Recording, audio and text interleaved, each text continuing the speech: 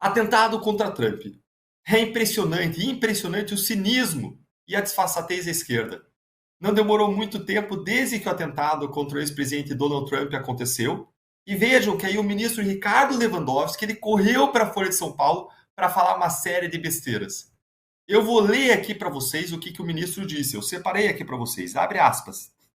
O aumento indiscriminado de armas de fogo em poder dos cidadãos comuns não representa apenas um risco para a segurança pública, mas coloca em xeque a própria democracia, como demonstra o lamentável atentado cometido contra o ex-presidente Donald Trump em plena campanha pela reeleição. Fecha aspas. Basicamente, o que o ministro Lewandowski, nosso ministro da Justiça, está dizendo é que o atentado foi causado pelo acesso a armas mais amplo na sociedade. Lewandowski não tem vergonha na cara? Será que ele não tem um amigo para avisar para ele a vergonha que ele está passando ao dizer isso? Como que ele pode falar algo tão ridículo como isso sem perceber a grande besteira que ele está falando? Vejam só, nós temos um ministro da Justiça que acha que a grande ameaça à democracia é o acesso dos cidadãos comuns às armas. Mas e os bandidos, ministro? E os ladrões, ministro? E os grandes traficantes? E o crime organizado? Aqueles que comemoram ou que apoiam o PT? E os cartéis? E o PCC? E o Comando Vermelho? Será que o acesso dos criminosos às armas não seria a real ameaça à democracia? Que é, sim, aí, uma ameaça incomparavelmente maior do que o acesso de cidadãos comuns às armas? Veja que a democracia americana ela tem 237 anos de idade. E ela é a mais antiga e a mais sólida do mundo.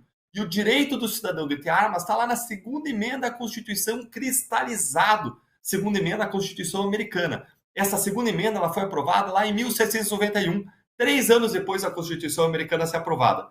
E a democracia americana não desapareceu. Veja só, ministro Lewandowski. Está aí. Há séculos essa emenda à Constituição garantindo o direito à arma, e a democracia americana não só não desapareceu, mas é extremamente sólida. Nem foi abolida. O que mostra como o ministro distorce os fatos para encaixar o que aconteceu. Ele pega o que aconteceu e ele encaixa na narrativa que ele quer, pré-montada, na visão de mundo deles, distorcendo, aproveitando o apelo emocional em favor das suas pautas. Um uso político de um atentado contra a vida de um candidato à presidência da República dos Estados Unidos. E aí ele encaixa na visão da esquerda a favor da restrição dos armamentos. E esses argumentos do ministro não fazem sentido nenhum, porque além de ele dar um maior peso a cidadãos comuns armados do que a criminosos armados, a solução do ministro é jogar o bebê fora com a água suja do banho, num raciocínio completamente invertido.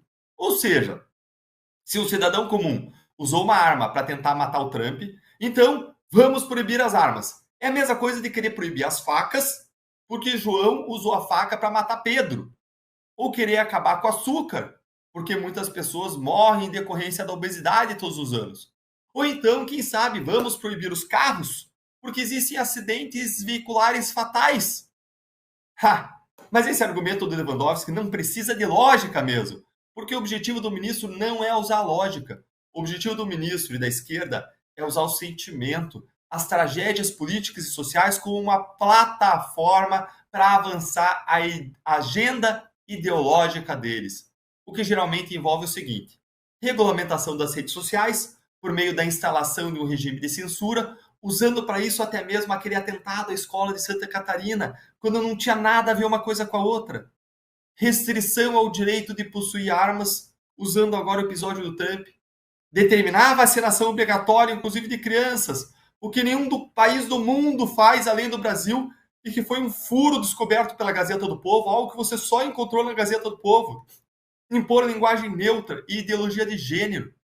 E ai de você, se você não se conformar e não obedecer à agenda deles. Eles se perseguem, eles se calam, eles se silenciam, eles se chamam de fascista, nazista, ameaça a democracia, eles se cancelam. Enfim, eles fazem tudo para destruir você, a sua reputação e as suas relações pessoais.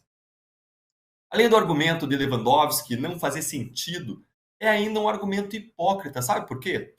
Porque o próprio ministro Ricardo Lewandowski ele tem armas.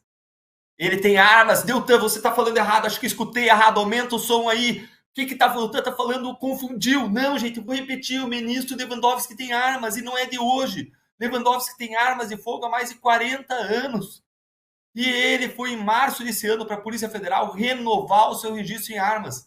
Você não está acreditando? Mostra aí, produção. Mostra aí a notícia. Essa matéria que saiu no Metrópolis. Abre aspas aí, ó. Veja aí, lê comigo. Lewandowski foi à PF renovar o registro de armas, mas ele nega ameaças. Embora Lewandowski negue oficialmente ameaças, fonte da coluna afirma ter ouvido do próprio ministro esse relato. Gente, então quer dizer que as armas têm que ser proibidas, mas só para os outros, né, ministro Lewandowski? Para o senhor, não. Como foi que o senhor falou mesmo? Acesso às armas para o cidadão comum é uma ameaça à democracia? Eu acho que agora todo mundo entendeu.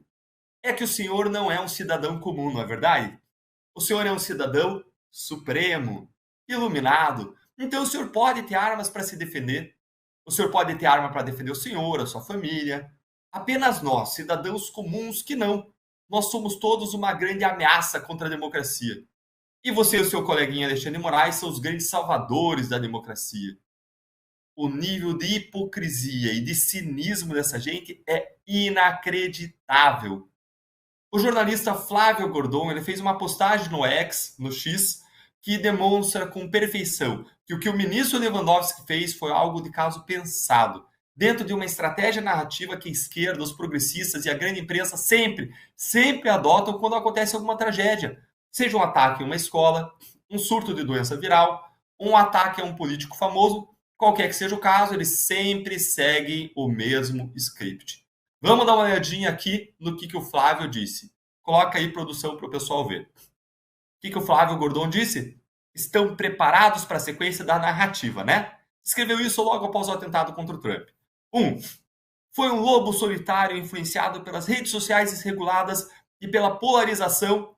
E aí eles vão citar exclusivamente exemplos de pessoas da direita polarizando. 2. Segundo ponto do script, do roteiro da esquerda. Precisamos regulamentar as redes sociais. 3. Precisamos proibir o comércio das armas de fogo. Sabe o que é melhor de tudo nesse post aí do Flávio? O Flávio escreveu isso logo depois do atentado a Trump e antes da fala do ministro Lewandowski, mostrando como que essa estratégia da esquerda é tão batida que dá até para nós prevermos. Hoje o Lewandowski pede a restrição das armas de fogo.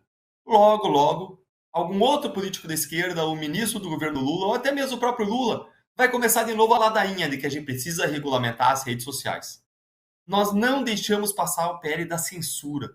Nós, juntos, não deixamos passar o PL da Globo. E nós não vamos deixar agora a esquerda usar o atentado contra o Trump para retirar as nossas liberdades. Nós vamos continuar vigilantes e com muito esforço, com estratégia, com perseverança e com a mobilização, com a sua ajuda, amplificando a nossa voz, compartilhando, curtindo, fazendo a nossa voz chegar mais longe. Nós vamos vencer essa batalha. Nós já vencemos uma vez e nós vamos vencer de novo. Não à censura das nossas liberdades.